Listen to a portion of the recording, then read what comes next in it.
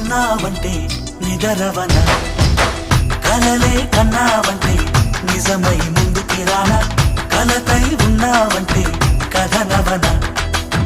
అమ్మలో ఉండే సగం అక్షరం నేనే, నాన్నలో రెండో సగం లక్షణం నేనే.